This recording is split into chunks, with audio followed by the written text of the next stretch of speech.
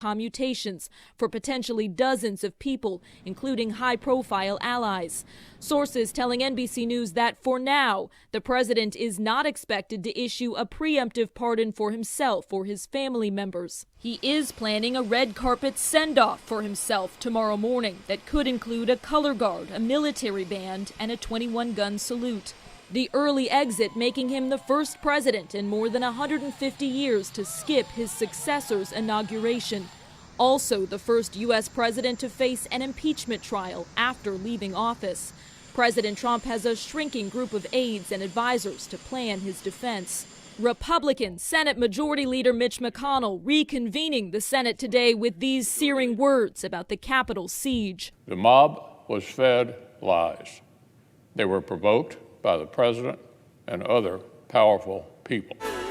Meanwhile, President-elect Joe Biden arriving in Washington today under a heavy security presence. I'm truly honored to be your next president. As he prepares to take the oath of office and take on historic crises in a deeply divided nation. In Washington, Alice Barr, NBC News. Now for a closer look at President Donald Trump's accomplishments and the legacy he's left for Wisconsinites. Here's NBC 26's Valerie Juarez. We see before the pandemic that unemployment rates were down, wages were finally up for everybody. Most people were finding that their wages were larger, and in part due to Trump's tax cuts. His 2017 tax plan, which was passed by Congress, actually helped people have a little bit more money in their pockets. It helped the people at the top the most. But it did help, the average, let's call it the average American. The political science professor going on to say President Trump also played a big role in the opioid crisis. Just hurt Wisconsin particularly hard.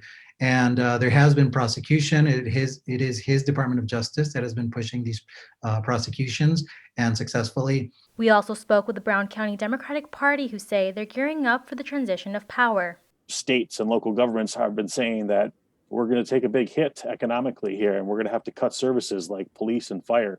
Nobody wants to see that as we move forward here. So that's why it's important that this economic stimulus is a focus of the new Biden administration, and also the control of Congress, which Democrats will take over. And the pandemic, a big role in the president's last year in office. Had the pandemic not happened, it is hard to tell who would have won. All of the forecasting models, many of which were in before the pandemic hit, actually suggested there would be a really close election and that Biden still had a chance to win.